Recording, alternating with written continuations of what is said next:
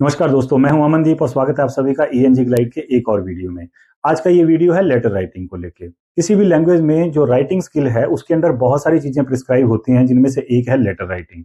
Letter क्या होता है और इंग्लिश में लेटर के कितने टाइप्स हैं और किसी भी लेटर के कौन कौन से कंपोनेंट्स होते हैं, उन सब के बारे में बात करेंगे हम आज के इस वीडियो में। इसके साथ ही हम ये भी देखेंगे कि जब जो अलग अलग की कंपोनेंट्स हैं उनको जब हम लिखते हैं या जब हम लेटर लिखते हैं तो कौन से कंपोनेंट को लिखती बार हमें किस चीज का ध्यान रखना है, वो भी समझेंगे आज ही के इस वीडियो में। इसके साथ ही लास्ट में हम जो अलग अलग टाइप्स के जो लेटर्स हैं उनके जो फॉर्मेट्स रहते हैं उनके बारे में भी समझेंगे। तो लेटर के बारे में ये सब जानने के लिए चलिए शुरू करते हैं हम आज की ग्लाइडिंग। सो लेटर राइटिंग में जो फॉर्मल और इनफॉर्मल लेटर्स हैं वो क्या होते हैं और उनका क्या फॉर्मेट होता है देखते हैं। सबसे पहले तो हमें ये पता होना चाहिए जो कम्युनिकेशन है उसके कौन कौन सी अलग अलग टाइप्स होती हैं। आपके सिलेबस में यहाँ जो चीज़ लग रखी है वो है लेटर। तो लेटर जो है उसके बारे में आज हम समझेंगे, लेकिन लेटर के साथ साथ और भी कई सारे तरीके होते हैं या हुआ करते थे, उनके बारे में भी हमें थोड़ी बहुत समझ होनी चाहिए। टेलीग्राम हुआ करती थी, एक तो टेलीग्राम चैनल आप देखते हैं, जैसे एनजी ग्लाइड का भी एक टेलीग्राम चैनल है।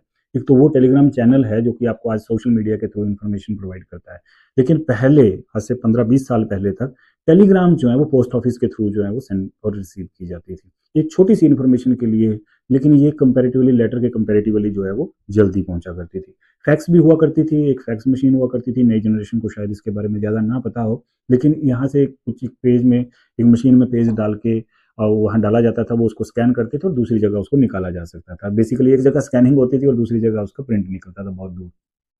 ये टेलीफोन के थ्रू हुआ करता था।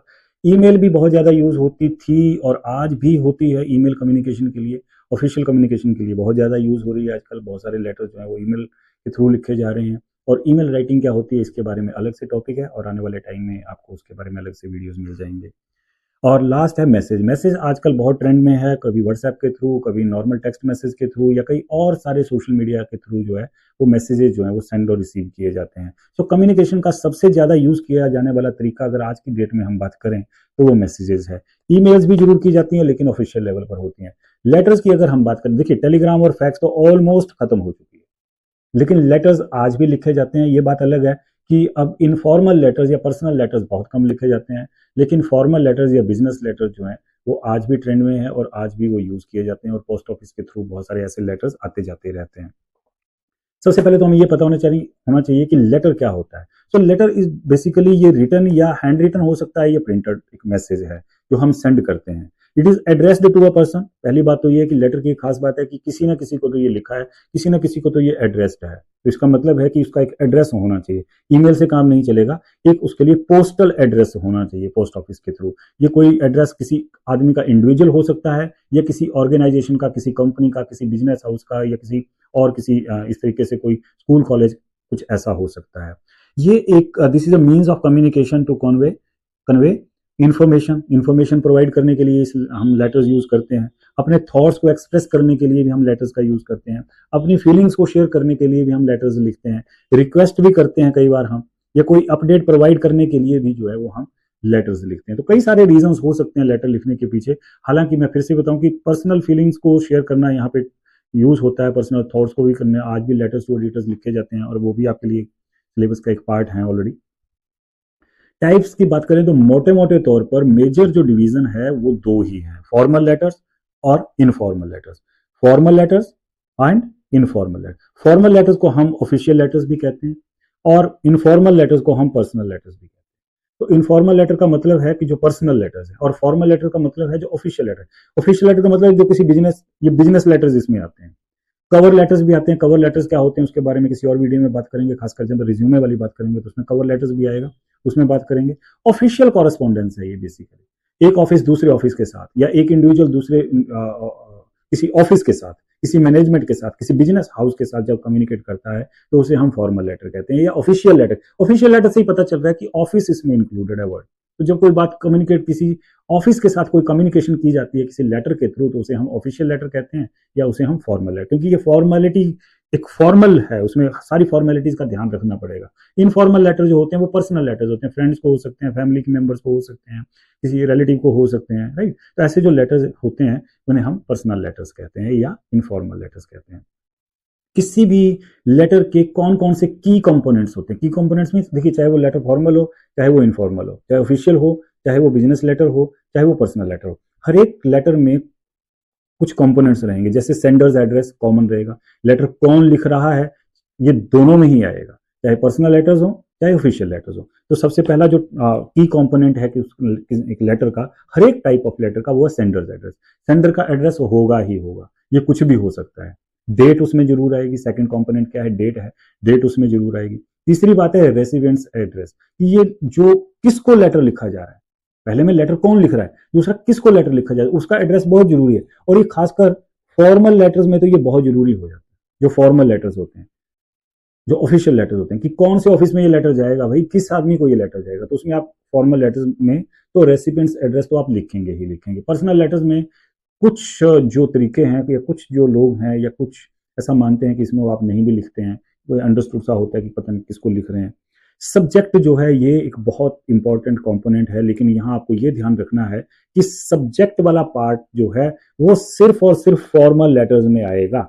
इनफॉर्मल लेटर्स में सब्जेक्ट बिल्कुल नहीं लिखा जाता है। मैंने कई बार ऐसा देखा है कि बहुत सारे स्टूडेंट्स जब इनफॉर्मल लेटर लिखते हैं, पर्सनल लेटर्स लिखते हैं, फैमिली फ्रेंड्स को भी लिखते हैं, रिलेटिव्स को लेटर लिखते हैं, उसमें भी सब्जेक्ट डाल देते हैं। देखिए, वो अगर आपने इस तरीके से कोई सब्जेक्ट वहां पर लिख दिया तो ये बिल्कुल गलत है, और उसका बिल्कुल नेगेटिव इंपैक्ट जो है वो एग्जामिनर के ऊपर जाएगा। तो याद रखिएगा, सब्जेक्ट वाला जो टैब है, कंपोनेंट है, या सब्जेक्ट वाला जो पार्ट है, वो सिर्फ और सिर्फ फॉर्मल, ऑफिशियल या बिजनेस लेटर्स में आएगा और कहीं नहीं आएगा। पर्सनल में तो बिल्कुल नहीं आएगा।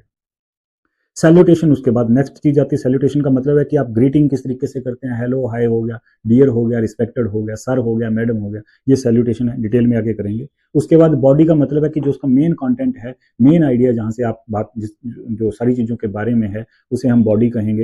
ये दोनों ही टाइप के लेटर्स में मेन बॉडी जो है रहती है। क्लोजिंग है कि जब कोई लेटर खत्म होता है तो उसके बाद हम कैसे है ना, एक पोलाइट एंडिंग फ्रेज के साथ हम उसे एंड करते हैं। सिंसियरली वर्ड का यूज कर सकते हैं, जैसे ओबीडियंटली का यूज करते हैं, अफेक्शनेटली हो गया या फेथफुली हो गया। इस तरीके की जो एक कॉम्प्लीमेंट्री क्लोजिंग है वो कैसी रहती है। उसके बाद सिग्नेचर है, सेंडर का नेम आ गया, एड्रेस आ गया उसका, या टाइटल आ गया, पोजीशन आ गई, या सिर्फ नाम आ गया, रिलेशन आ गया। ये सारी चीजें, ये सारे के सारे की कंपोनेंट्स हैं। और लास्ट में एक बात और है, एनक्लोजर वाला टैब भी एक रहता है, लेकिन मैं फिर से ही आपको बता दूं कि ये सिर्फ फॉर्मल लेटर्स में होता है। कई बार हम कोई लेटर लिखते हैं किसी कंपनी को या किसी ऑफिस को, तो उसके साथ हमें कुछ डिटेल भी लगानी पड़ती है। ये जो डिटेल है उन डॉक्यूमेंट्स की, इन्हें हम एनक्लोजर वर्ड के अंदर लिखते हैं, राइट। तो ये आपके सिलेबस का पार्ट एज सच यहाँ नहीं है, लेकिन उसके बारे में थोड़ी सी बात लास्ट में जरूर करेंगे। तो की कंपोनेंट्स कौन कौन से हैं एक लेटर के, वो आपको पता होना चाहिए, और कौन से टाइप के लेटर में क्या नहीं आएगा ये भी आपको पता होना चाहिए। तो आप इनको यहाँ से नोट डाउन कर सकते हैं। नेक्स्ट सबसे पहले समझेंगे सेंडर्स डिटेल्स एंड डेट। दोनों को इकट्ठा समझने की कोशिश करेंगे। सेंडर के केस में आपके पास दो ऑप्शन रहती हैं एग्जाम में, कि या तो आपको सेंडर का एड्रेस दे रखा है कि कौन लेटर लिख रहा है, जैसे suppose you are Ramesh, you live at this, आपको एड्रेस दिया होगा, दिल्ली का, बॉम्बे का, कलकत्ता का, मद्रास का, कहीं का भी दिया होगा, आप वहां रहते हैं, तो आपको वो सेम एड्रेस आपको लिखना है। लेकिन अगर आपको कोई एड्रेस नहीं दिया है, कोई नाम नहीं दिया है, तब भी आपको सेंडर की डिटेल तो लिखनी पड़ेगी। तब आप क्या करेंगे, आप लिखेंगे एग्जामिनेशन हॉल, और उसके नेक्स्ट लाइन में लिखेंगे ABCXYZ, सिंपल ए, या एक्स सिटी भी लिख सकते हैं, इस तरीके से कुछ भी लिख सकते हैं। लेकिन आपको अपने शहर का नाम, जहां पे आपका खासकर एग्जामिनेशन सेंटर है, या खासकर उस स्टेट से रिलेटेड कोई डिस्क्लोज कुछ भी नहीं करना चाहिए। आप नहीं लिखेंगे कि आप कौन से शहर से हो एग्जैक्टली, क्योंकि वहां इन्फॉर्मेशन तो कोई नहीं दे रखी है। अब बड़ा शहर आप अगर आप चाहो तो लिख भी सकते हो, दिल्ली, मुंबई, है ना, इस तरीके का कुछ लिख सकते हो, चंडीगढ़ लिख सकते हो। लेकिन ये जो ABC है, ये बिल्कुल एक सीक्रेसी मेंटेन करता है कि आप कौन से एग्जामिनेशन हॉल से एक्चुअली इस वक्त लिख रहे हो। तो अगर आपको कोई एड्रेस नहीं दिया है तो सबसे पहले आपने सेंडर्स डिटेल में सबसे पहले आपने ये वाला एड्रेस आपने लिखना है। उसके बाद आप एक लाइन छोड़ेंगे, और एक लाइन छोड़ने के बाद आप डेट लिखेंगे। डेट लिखने के कई सारे फॉर्मेट्स रहते हैं, तो याद रखिएगा डेट कुछ इस तरीके से कभी नहीं लिखनी है, ये बिल्कुल गलत तरीका है लिखने का। बहुत सारे स्टूडेंट्स ऐसे भी लिखते हैं, नो दिस इज रॉन्ग, ऐसे नहीं लिखनी है। डेट आपने लिखनी है, सबसे पहले आपने मंथ लिखना है। मंथ की स्पेलिंग आपने पूरी लिखनी है, यहां पे आप JAN यूज नहीं करेंगे और इस तरीके से यूज नहीं करेंगे एग्जाम में, बिल्कुल इस तरीके से यूज नहीं करेंगे। This is again a wrong way of writing the name of the month. पूरी स्पेलिंग लिखनी है। जनवरी है, जनरली आपके एग्जाम अगर मई में हो रहे हैं तो मई लिखेंगे, अगर दिसंबर में हो रहे हैं तो दिसंबर लिखेंगे, तो दिसंबर की आप पूरी स्पेलिंग लिखेंगे। उसके बाद स्पेस छोड़कर आप डेट लिखेंगे, 01 02 भी लिख सकते हैं, अगर आप 1 को 02 भी लिख सकते हैं 2 के लिए। और उसके बाद लगाएंगे कॉमा, ये कॉमा इज वेरी सिग्निफिकेंट है, कॉमा लगाएंगे और उसके बाद आप ईयर लिखेंगे पूरा का पूरा। ये नहीं लिखेंगे कि 25 लिख दिया या 26 लिख दिया, पूरी डेट लिखेंगे, पूरा ईयर लिखेंगे। तो ये तरीका है। दूसरा ये भी हो सकता है कि आप मंथ का नाम पहले लिखने के बजाय आप यहाँ पे डेट पहले लिख लो, लेकिन उसके साथ आपको ये अच्छा लगता है, जरूरी भी होता है रादर, कि 31 आपको लिखना पड़ेगा, या 22 लिखना पड़ेगा, या 18 लिखना पड़ेगा, TH लगाना पड़ेगा। इस तरीके से आपको, तो ये वाला फॉर्मेट फिर भी कन्वीनियंट है, तो आप इस फॉर्मेट को यूज कर सकते हैं, इसमें कोई गलती नहीं निकाल सकता अगर आप इसमें सही तरीके से लिख रहे हैं, राइट। और अगर आपको मान लीजिए कोई एड्रेस दे रखा है, लेटर में ही देख रखा है, एड्रेस दे रखा है, you live eight 101/12 Galaxy apartments, Amravati road, Nagpur, Maharashtra, और आपको पिन कोड दे रखा, तो आप वहां पे एग्जामिनेशन हॉल ABC की जगह पे आप इस तरीके से ये एड्रेस ही लिखेंगे, सेंडर्स एड्रेस में, राइट। और नीचे फिर स्पेस डाल के उसी तरीके से आप डेट लिख दोगे। सो सेंडर वाला जो पार्ट है, डिटेल है, या जो डेट है, आप इसको यहाँ पर इस तरीके से सबसे पहले लेटर में आप इसी चीज को मेंशन करेंगे। उसके बाद नेक्स्ट चीज आती है रेसिपिएंट्स डिटेल। अब किसको आप लेटर लिख रहे हो, खासकर ये फॉर्मल लेटर में तो बिल्कुल आएगा ही आएगा, लेकिन अगर आप चाहो तो आप इनफॉर्मल लेटर में भी लिख सकते हो कि ये लेटर आप किसको लिख रहे हो, उसका एड्रेस क्या रहेगा। लेकिन यहाँ पर ये जो डेजिग्नेशन वाला पार्ट है, ये मेन फॉर्मल लेटर में ही आता है। सबसे पहले तो आप किसको लेटर लिख रहे हो, कौन आदमी है, उसका क्या डेजिग्नेशन है। अगर नाम भी है तो नाम भी, लेकिन अगर नाम के अलावा इसका डेजिग्नेशन बहुत जरूरी है कि किसको आप लिख रहे हो। फिर उसके बाद वो जो आदमी है वो कौन से ऑफिस में बैठता है, उसका ऑफिस कौन सा है, और उसके बाद उसका प्लेस कौन सा है। ये 3 इंफॉर्मेशन तो बहुत जरूरी है। चौथी नाम भी आ सकता है, राइट। उसके बाद फिर से जैसे यहाँ पे एग्जांपल करके देखते हैं, उसके बाद डेट ऐसे ही आएगी लाइन छोड़ के, उसके बाद सॉरी डेट तो आपने ऊपर डाल दी होगी, ये चल रहा है वो रेसिपिएंट्स एड्रेस। जैसे यहाँ पे हमने लिखा the designation the municipal commissioner, the municipal commissioner, designation क्या है, म्यूनिसिपल कमिश्नर।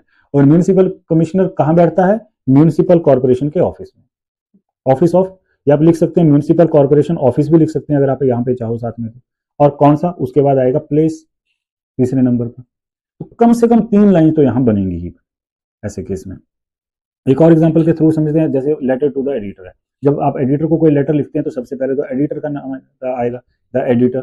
उसके बाद वो न्यूज़पेपर का नाम आएगा, कोई भी हो सकता है, द टाइम्स ऑफ इंडिया हो सकता है, द हिंदू हो सकता है, द इंडियन एक्सप्रेस है, यहाँ पे कोई भी हो सकता है। और उसके बाद प्लेस का नाम आएगा, न्यू दिल्ली। अब देखिए ऐसे केस में जो लेटर टू एडिटर्स हैं उसमें खासकर आप ध्यान रखिए, आप दिल्ली का एड्रेस लिखेंगे, दिल्ली लिखेंगे तो आप सारे न्यूज़पेपर उसमें इंक्लूड कर सकते हैं। मेट्रो सिटीज का लिखेंगे तो आसान है, क्योंकि मैंने पहले भी बताया कि आपको जगह का नाम डिस्क्लोज नहीं करना है until and unless it is given in the instruction of that letter, कि अगर लेटर के उसमें दे रखी है इंस्ट्रक्शन तब तक आपको उसको बिल्कुल जो है वो नहीं लिखना है। नेक्स्ट रेस्पॉन्स डिटेल में कई बार आपको एड्रेस इनफॉर्मल लेटर्स में भी आपको लिखने को आ सकता है, दिया भी हो सकता है कि आपके चाचा जी हैं यहाँ रहते हैं, भाई उनको लेटर लिखो, तो आप इस तरीके से लिखेंगे। हाउस नंबर आ सकता है उसमें, स्ट्रीट आ सकती है, मोहल्ला आ सकता है, लोकेलिटी की बात आ सकती है, राइट। सिटी एंड स्टेट आएगा, पिन आएगा। एग्जाम्पल जैसे यहाँ पे देखिए हाउस नंबर 123 है, Navyug street, Arjuna colony, Paharganj, new Delhi. उसके बाद पिन है 1100, जो भी दे रखा होगा। आप इस तरीके से इनफॉर्मल लेटर्स में भी एड्रेस जो है, रेसिपिएंट्स एड्रेस जो है वो आप उसमें इंक्लूड कर सकते हैं। सब्जेक्ट उसके बाद सबसे इंपॉर्टेंट चीज है फॉर्मल लेटर्स में, और फॉर्मल लेटर्स में सब्जेक्ट आएगा ही आएगा। इसमें इसलिए जरूरी होता है क्योंकि formal letter generally business houses को या बड़े बड़े ऑफिसेस को लिखे जाते हैं। तो सब्जेक्ट लिखने से क्या होता है कि उसको स्क्रूटिनाइज करने में, उसकी स्क्रूटनी में बहुत मदद मिलती है कि किस टॉपिक को लेकर है, ये इंपॉर्टेंट कितना है लेटर। उसी हिसाब से उनकी स्क्रूटनी करके उस हिसाब से उन लेटर्स को जो है वो ऑफिसेज में अरेंज किया जाता है कि प्रायोरिटी के हिसाब से, राइट। तो सब्जेक्ट बहुत इंपॉर्टेंट है। और ये भी ध्यान रखना कि इनफॉर्मल लेटर्स में या पर्सनल लेटर्स में किसी भी तरह का सब्जेक्ट जो है वो नहीं लिखा जाएगा, राइट। तो सब्जेक्ट लिखने का तरीका ये होता है कि आप सब्जेक्ट वर्ड लिखेंगे। कई लोग इसमें सिर्फ SUB लिख देते हैं, नहीं ऐसा नहीं करना। आप पूरा लिखिए, SUBJECT पूरी लिखिए स्पेलिंग। उसके बाद लगाएंगे कॉलन, कॉलन ही लगाना है, याद रखिए। कुछ लोग क्या करते हैं, कॉलन लगाते हैं, डैश लगा देते हैं, ये नहीं करते। कुछ लोग तो हद ही कर देते हैं, कॉलन लगाते हैं, बीच में डैश लगा देते हैं, ये भी नहीं करना। ये सब गलत तरीके। ये तरीका सही है सिर्फ कॉलन लगाने का। कॉलन का मतलब होता है 2 डॉट, एक ऊपर एक नीचे। सब्जेक्ट लिखा, उसके बाद 2 डॉट लगाए, स्पेस छोड़ के लिखा the problem of water drainage in the bus stand. ये हो गया आपका सब्जेक्ट।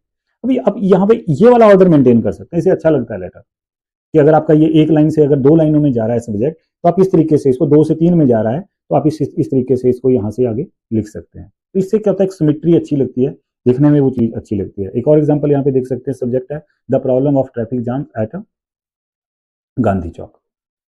इस तरीके से आपको सब्जेक्ट जो है वो लिखना है। मैं फिर रिपीट करके आपको बता रहा हूँ कि ये सब्जेक्ट वाला टैब, कॉलम या आइडिया या कंपोनेंट सिर्फ फॉर्मल लेटर्स में आएगा, दूसरे में इनफॉर्मल में ये बिल्कुल नहीं आएगा, बिल्कुल भी नहीं आएगा।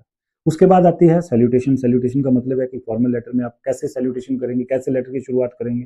आप डियर या रिस्पेक्टेड वर्ड का यूज करेंगे। यहाँ पे डियर भी लिख सकते हैं, गलत नहीं होता है। कुछ लोग कहते हैं कि बड़ों को डियर नहीं लिखना है, लेकिन ऐसा नहीं है। आप डियर सर लिख सकते हैं, डिपेंडिंग अपॉन कि अगर आप उनको नहीं भी जानते हैं तो, राइट। जैसे डियर सर एक इसमें एक तरीका हो सकता है। इसके बाद आपको कॉमा जरूर लगाना है, राइट। हालांकि कुछ केसेस में इसे ओमिट भी किया जाता है, लेकिन आप यहाँ कॉमा लगा सकते हैं, वो गलत नहीं है। रिस्पेक्टेड सर लिख सकते हैं आप, अच्छा लगता है, सर के बजाय, डियर सर के बजाय, है ना। रिस्पेक्ट, अगर आपको पता नहीं है कि जेंडर कौन सा होने वाला है, सारे मैडम है, तो आप इस तरीके से ऑब्लिक करके भी लिख सकते हैं, सर मैम करके, सर ऑब्लिक मैम लिख सकते हैं, मैडम भी लिख सकते हैं, मैम भी लिख सकते हैं, इस तरीके से भी लिख सकते हैं शॉर्ट फॉर्म में, रिस्पेक्टेड लगाकर भी कर सकते हैं। डियर मिस्टर सिंह, अगर आपको नाम पता है या उसका डेजिग्नेशन या सॉरी सर नेम पता है, तो आप इस तरीके से भी लिख सकते हैं, dear mister Singh, right. Simple sir भी लिख सकते हैं। इन सबके बाद आप कॉमा लगा सकते हैं अगर जरूरत है तो। इनफॉर्मल लेटर्स में अगर हम बात करें तो इनफॉर्मल लेटर क्योंकि फैमिली फ्रेंड्स को लिखे जाते हैं, रिलेटिव्स को लिखे जाते हैं, तो ऐसे में आप डियर यूज कर सकते हैं, माई डियर भी यूज कर सकते हैं। जैसे आपका नाम पता है तो आप नाम लिखेंगे डियर सविता या my dear Savita, my dear Karan और डियर करण लिख सकते हैं। या कई बार आप सीधा है ना डियर फादर भी लिख सकते हैं, बड़ों को भी लिख सकते हैं डियर। डियर मीन्स लव के साथ आप यूज कर सकते हैं। रिस्पेक्टेड फादर भी आप वर्ड यूज कर सकते हैं, माई डियर भी यूज कर सकते हैं। तो ये इनफॉर्मल लेटर्स में जनरली रहता है। जो बॉडी है, जो मेन कंटेंट है आपके लेटर का, वो कुछ आपके टॉपिक के हिसाब से हो सकता है। यहाँ पर सारा का सारा मैटर आएगा, सारा बॉडी जो है वो यहीं बनेगी। फॉर्मल लेटर्स में ये जो बॉडी है, इसके स्टार्ट करने के, ओपनिंग करने के कई सारे अच्छे तरीके हो सकते हैं। आपको बहुत से तरीके इंटरनेट से मिल जाएंगे। हमारे टेलीग्राम चैनल के थ्रू भी आपको बहुत सारे जो ओपनिंग्स हैं, जो बॉडी की जो ओपनिंग्स हैं फॉर्मल और इनफॉर्मल लेटर्स की, वो आपको बहुत सारी यहाँ से प्रोवाइड करी जाएंगी। तो आप वहाँ उससे टेलीग्राम चैनल को आप वहाँ जो है वो फॉलो कर सकते हैं। समय समय पर इसके बारे में डिटेल जो है वो अपलोड होती रहती हैं। एक सैम्पल ओपनिंग ये भी हो सकती है, आसान है, इफेक्टिव है।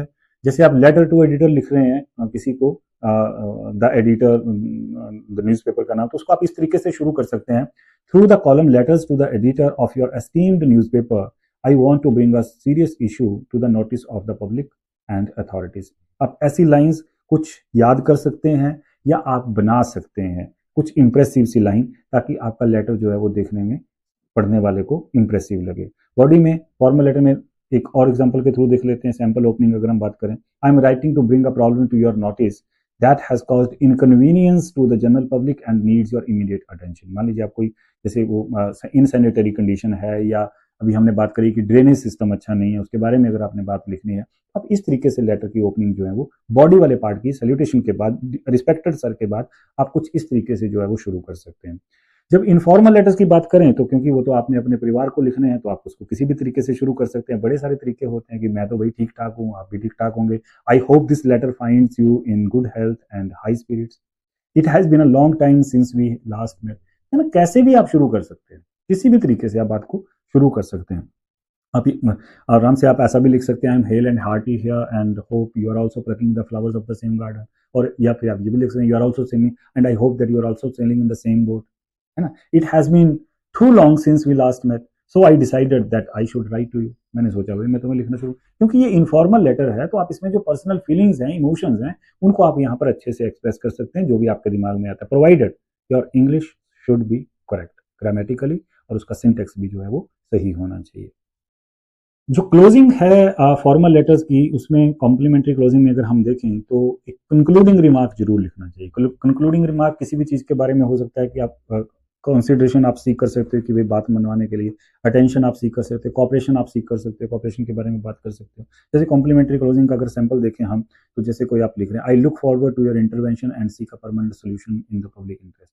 जो आपने कंप्लेंट करी है वाटर ड्रेनेज के बारे में, जो कंप्लेंट करी है, जो ओपनिंग हमने करी थी, उसके बारे में आप लास्ट में लिख सकते हो, I look forward to your intervention and seek a permanent solution in the public interest. So ये सीख कंसिडरेशन की भी बात हो रही है, अटेंशन की भी बात हो रही है, कॉपरेशन भी सीख किया जा रहा है, एक ही लाइन में बहुत कुछ है। उसके बाद खत्म करने से पहले आप थैंक यू लिखेंगे।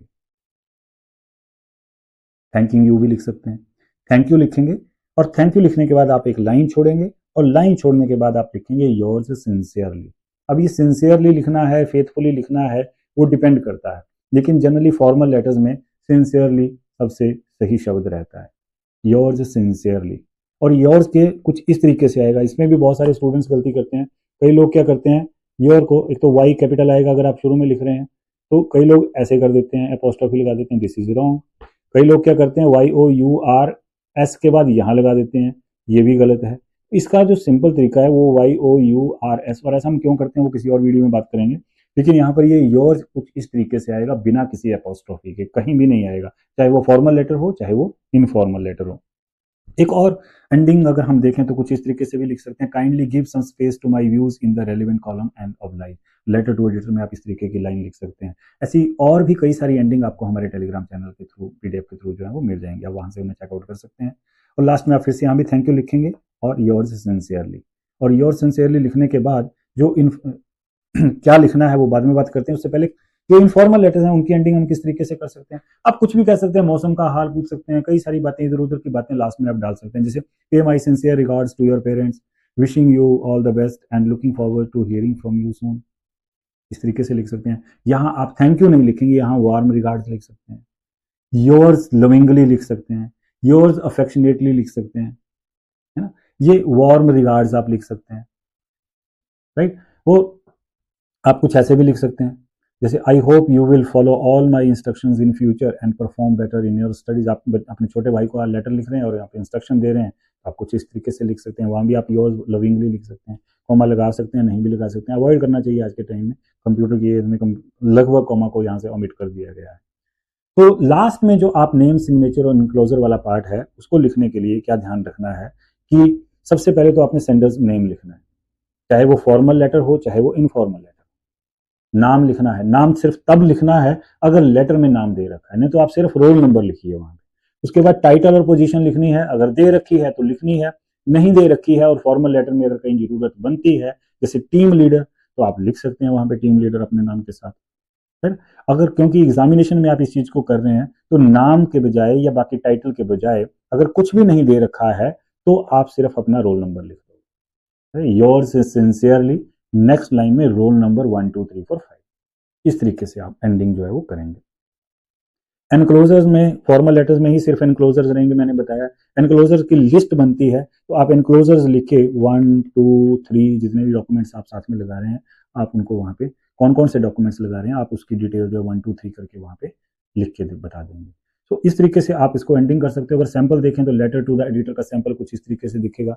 यहाँ आपकी सेंडर्स डिटेल आ गई, उसके बाद डेट आ गई, उसके बाद रेसिपिएंट्स डिटेल आ गई, क्योंकि ये एक फॉर्मल लेटर है तो यहाँ पे ये एक सब्जेक्ट आ गया, फिर सैल्यूटेशन आ गई, फिर ये सारी बॉडी आ गया और उसके बाद ये कॉम्प्लीमेंट्री क्लोजिंग आ गई थैंक यू लिखने के बाद। कुछ मैटर आपका अपनी मर्जी के हिसाब से जैसा भी आप चाहें आप लिख सकते हैं अपनी समझ के हिसाब से। और यहाँ लेकिन ये फिर मैं रिपीट कर रहा हूँ कि आपको ध्यान रखना है कि आपकी इंग्लिश जो है वो करेक्ट होनी चाहिए। इसी तरीके से जो बिजनेस लेटर्स हैं उसमें फिर से वो सेंडर्स एड्रेस आ गया, फिर डेट आ गई। अगर आपको ये एड्रेस दिया है तो आप एड्रेस लिखेंगे, अगर आप एड्रेस नहीं दिया तो फिर से वही आ जाएगा एग्जामिनेशन हॉल, नेक्स्ट लाइन में ABC या XYZ जो भी आप लिखना चाहें।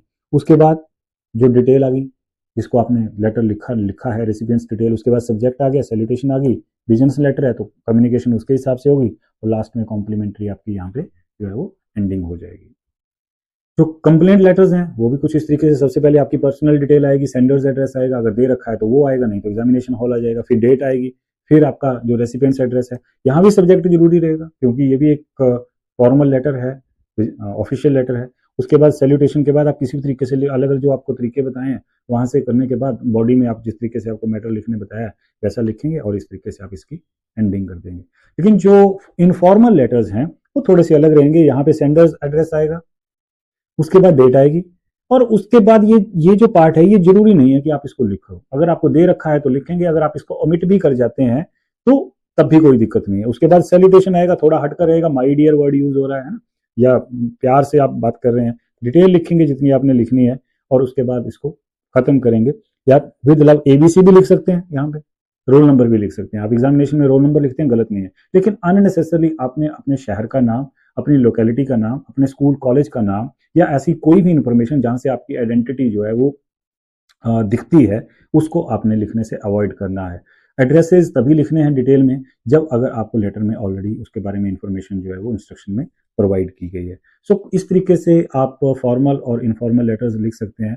इन खासकर जो फॉर्मल लेटर्स हैं, जो बिजनेस लेटर्स हैं, उनके बारे में क्योंकि आपके सिलेबस में काफ़ी कुछ है, तो वो अलग अलग टाइप के जो बिजनेस लेटर्स हैं या फॉर्मल लेटर्स हैं, उनको लेकर जो वीडियोज़ हैं वो आपको आने वाले समय पर यहीं इसी चैनल से मिलते रहेंगे। तब तक आप इन वीडियोज़ को या बाकी वीडियोज़ को जो है वो देख सकते हैं। मिलते हैं नेक्स्ट वीडियो में, तब तक के लिए थैंक यू वेरी मच।